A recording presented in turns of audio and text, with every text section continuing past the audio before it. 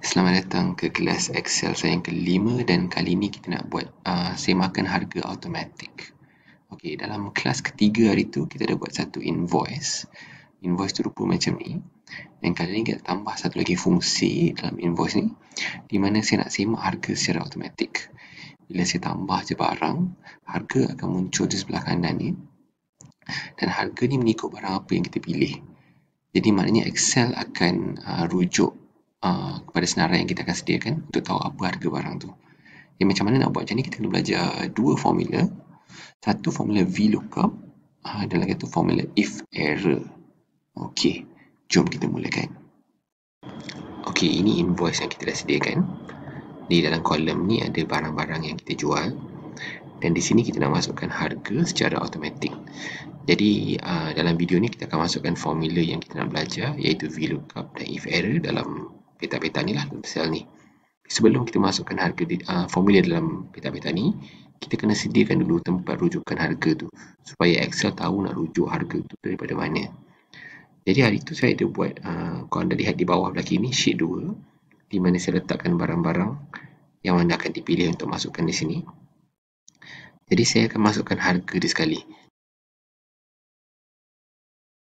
Okey, ini senarai harga kita. Mungkin saya jadikan dia dalam bentuk jadual untuk senang kita lihat. Okey, kita dah ada rujukan kita. Sekarang kita beralih pada formula VLOOKUP. Jadi sebelum saya masukkan formula VLOOKUP tu dekat peta-peta ni, mungkin saya boleh terangkan dulu apa itu formula VLOOKUP.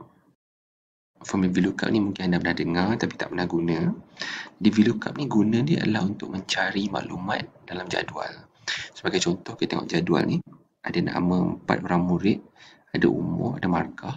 Jadi contohnya kita nak tahu berapa umur Chong. Jadi kalau kita tengok, kita tahulah Chong umur 27. Jadi kalau kita ada senarai yang lebih panjang, kita ada 20 barang, jadi VLOOKUP ni akan memudahkan proses mencari tu lah. Okey, untuk kita gunakan VLOOKUP, ada dua situasi ataupun dua syarat bila kita boleh gunakan VLOOKUP ni. Yang pertamanya, kita kena pastikan jadual kita ni, maklumat dia disusun secara melintang. Sebab setengah-setengah jadual dia susun secara menegak, jadi VLOOKUP takkan berkesan lah. Dan yang keduanya, kita cuma boleh cari maklumat yang di sebelah kanan daripada apa yang kita rujuk. Contohnya kita nak cari apa-apa yang berkaitan dengan Chong, kita cuma boleh cari maklumat di sebelah kanan je menggunakan VLOOKUP ni.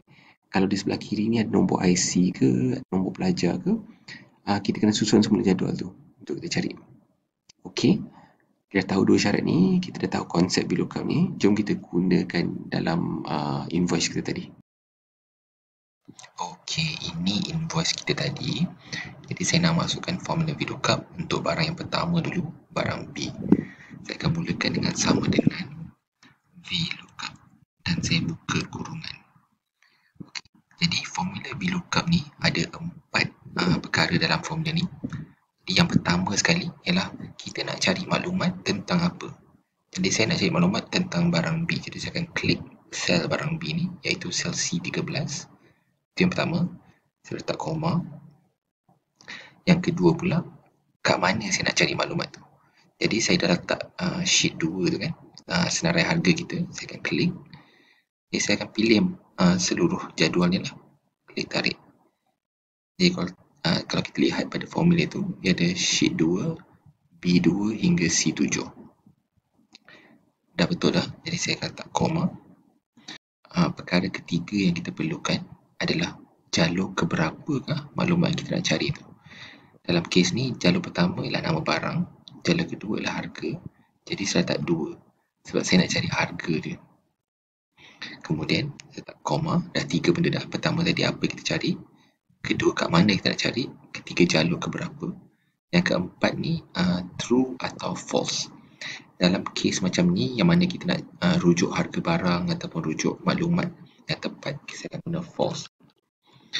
True ni digunakan dalam kes lain, mungkin saya akan bagi contoh lain kali lah. Tapi untuk kegunaan semak harga ni, kita akan guna false. Okey, ini saja formula dia. Saya akan tekan enter. Jadi kalau anda lihat, harga barang dah jadi RM4. Okey, jadi betul tak harga barang kita tadi RM4 untuk barang B? Jom kita semak barang B RM4.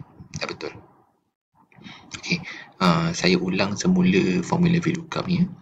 Jadi formula VLOOKUP ni ada 4 komponen, 4 bahagian.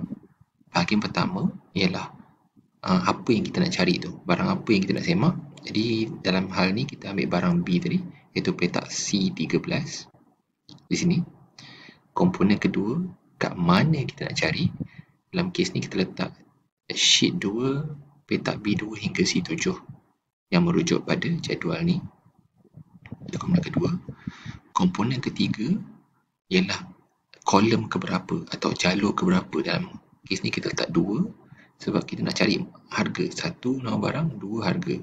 Jadi kalau jadual kita lagi lebar, mungkin ada 3, 4. Jadi bergantunglah apa benda yang kita nak cari tu. Dan komponen keempat atau komponen terakhir dalam VLOOKUP ni, dalam penggunaan yang macam ni kita akan guna false. False ni dia akan cari bulat-bulat apa yang kita cari tu. Kita letak barang B, dia akan cari barang B juga. Okey, ini formula VLOOKUP. Sebelum kita tarik formula ni ke bawah untuk letakkan pada baris-baris yang lain ni, saya syorkan lagi satu benda lah untuk kita buat. Anda lihat dalam formula ni ada kita rujuk pada sel C13 dan juga kita rujuk kepada jadual harga kita tadi. Jadi saya akan pilih bahagian yang kita rujuk jadual harga tadi, iaitu sheet 2, B2 hingga C7. Dan saya akan tekan pada keyboard saya butang F4. Okey, apa jadi bila saya tekan butang F4? Ada muncul simbol mata wang, simbol dollar di sini. Jadi apa maknanya simbol dollar, simbol mata wang ni? Sebab saya nak pastikan rujukan jadual saya tu takkan berubah bila saya tarik-tarik formula ni.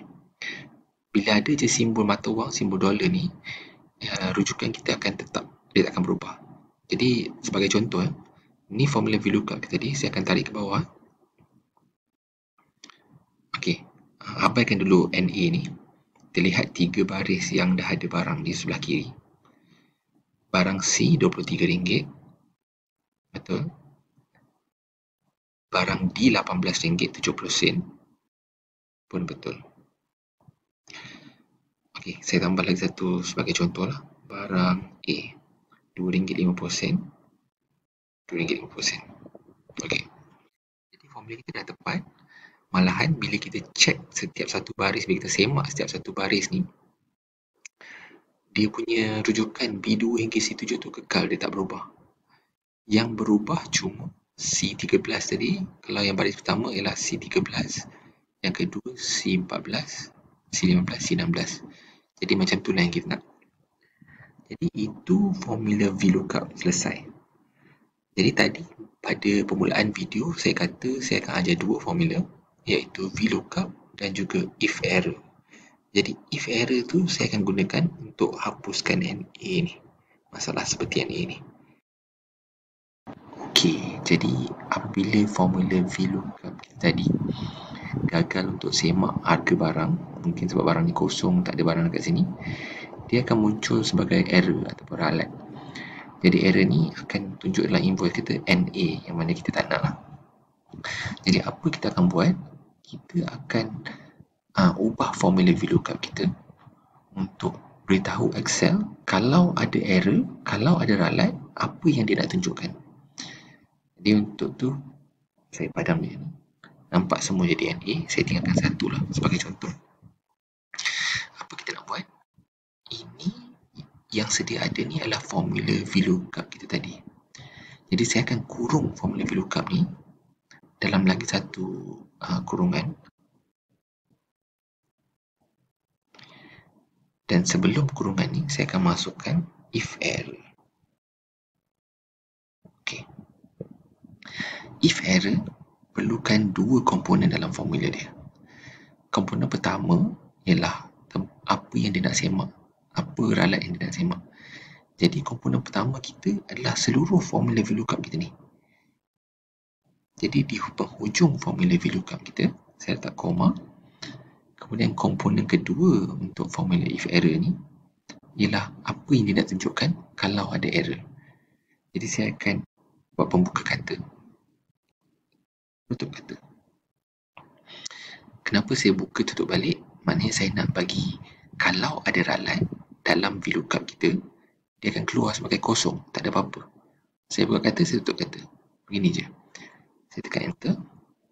Tak nampak lagi sebab saya cuma tukar formula yang pertama ni. Jadi sekarang saya akan tarik sampai ke bawah. Secara automatiknya semua ni hilang. Jadi tak nampak.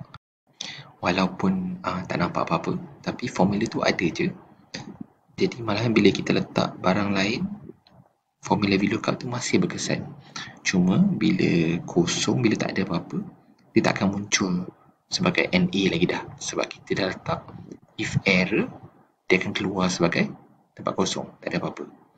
Jadi formula if error ni sebenarnya memang sangat berguna. Bukan hanya untuk VLOOKUP, malah untuk apa-apa error. Contohnya di sebelah kanan ni saya ada error value ni, di mana bila sini kosong, formula darab ni takkan menjadi sebab kita tak pernah darab dengan tempat kosong. Jadi di sini pun kita boleh guna if error. Sebagai contoh, formula asal dia ialah E13 darab D13. Saya kurung formula ni.